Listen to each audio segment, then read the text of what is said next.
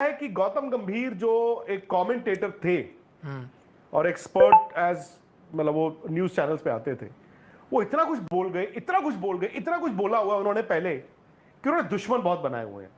और जब फिर मैं कमेंट्री सुनता हूं अभी जो होती हैं, क्योंकि अब हम भी तो यार 2-2 घंटे के शो करते हैं। भाई निखिल, आपने 4 बातें आज बोली, 4 बातें डिफरेंट कल बोलोगे। और मुझे लगता है गौतम गंभीर को ना those things come back, they haunt him, they bite him. मुझे लगता है कि कुछ कमेंटेटर्स ना तैयार रहते हैं कि कुछ गलत हो और नजला गौतम गंभीर पे। मसलन मैं आपको एक छोटा सा एग्जांपल देता हूं। जब सुंदर से बॉल नहीं डलवाया जा रहा था, आई थिंक 62-63 ओवर्स हो चुके थे, तो मैं कमेंट्री सुन रहा था, तो बात चली और सब हैरान है। तो उन्होंने कहा कि देखो जी, कप्तान यंग है, नया कप्तान है, यंग कप्तान है, मैं कप्तान की जिम्मेदारी मानता ही नहीं। उन्होंने सीधा बोला, मैं जिम्मेदारी मानता हूं गौतम गंभीर की, वो कोच है, वो क्यों नहीं कह रहे हैं। यार मुझे बड़ी हैरानी हुई। मैंने कहा यार मैं तो टेस्ट क्रिकेट नहीं खेला हूं भाई, मैं तो रणजी ट्रॉफी भी नहीं खेला हूं, बट जितनी थोड़ी बहुत क्रिकेट खेला हूं, वो मुझे याद है अंडर 15 में मैंने कप्तानी की चंडीगढ़ की, और मेरे फादर और जो कोच थे तो वो बाहर से बताते थे, ओ ओनू बॉल करा लो, ओनू बॉल करा लो, है ना। फिर आप जब 16 के होते हो, 19 के होते हो, you are on your own, फिर वो स्ट्रैटेजीज बनती हैं। टेस्ट क्रिकेट में पर्ची भेजेगा कोई कि वॉशिंगटन सुंदर से बॉल डलवाओ। तो मुझे ये लगता है गौतम गंभीर ना समहाउ और फायरिंग लाइन में रहते हैं।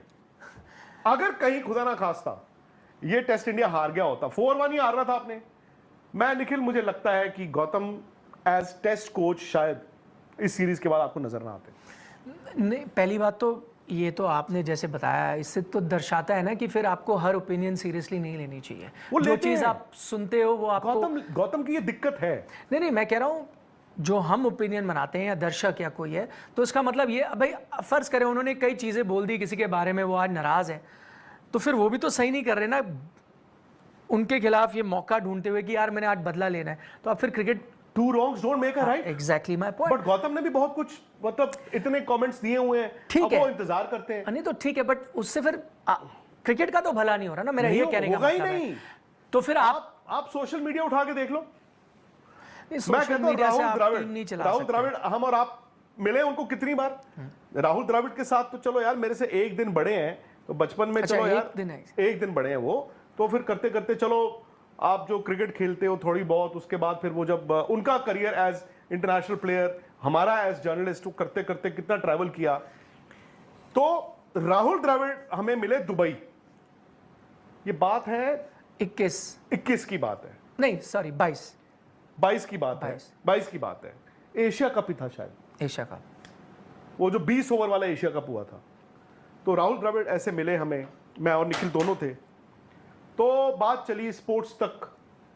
और राहुल द्रविड़ खुद देखो कमेंट्री भी कर चुके हुए हैं वो, तो उन्होंने बताया अच्छा मुझे तो वो है ही नहीं, ट्विटर पे नहीं है, उनको सोशल मीडिया नहीं पता।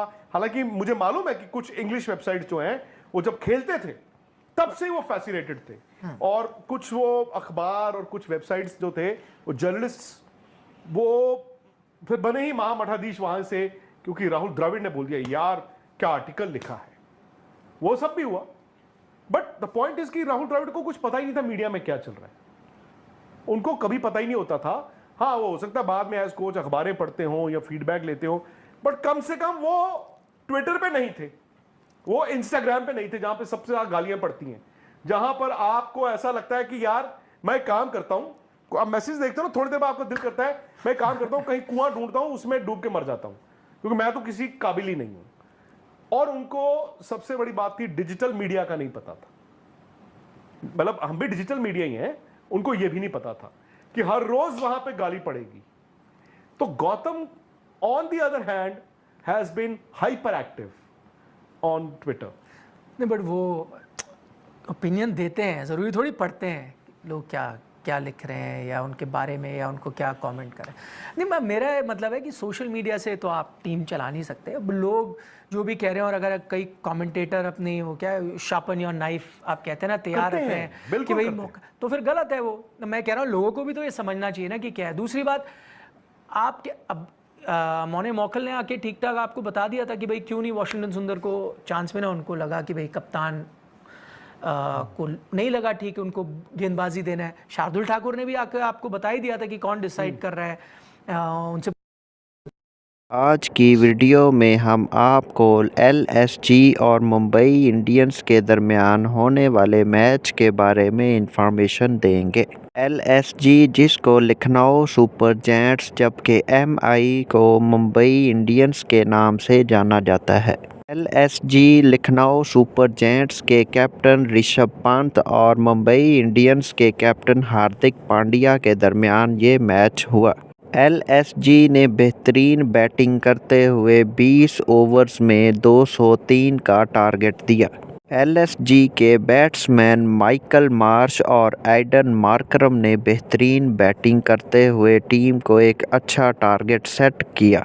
ऋषभ पंत जो कि एलएसजी के कैप्टन हैं उनकी बैटिंग कोई ख़ास ना रही और वो जल्द ही आउट हो गए। एलएसजी ने 20 ओवर्स खेले और उनके 8 बैट्समैन आउट हो गए। इसके बाद मुंबई इंडियंस ने बैटिंग को स्टार्ट किया। मुंबई इंडियंस की ओवरऑल बैटिंग कोई ख़ास ना रही और बस उन्होंने टारगेट को अचीव करने के लिए कोई ख़ास मेहनत का मुजाहरा नहीं किया।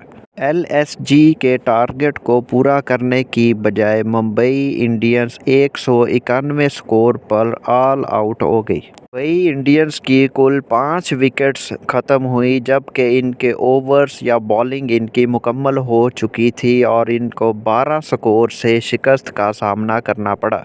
एलएसजी से हारने के बाद अब लगता है मुंबई इंडियंस का आईपीएल में तकरीबन काम ख़त्म हो चुका है और अब वो अगले आईपीएल का इंतज़ार करने के लिए तैयार हों।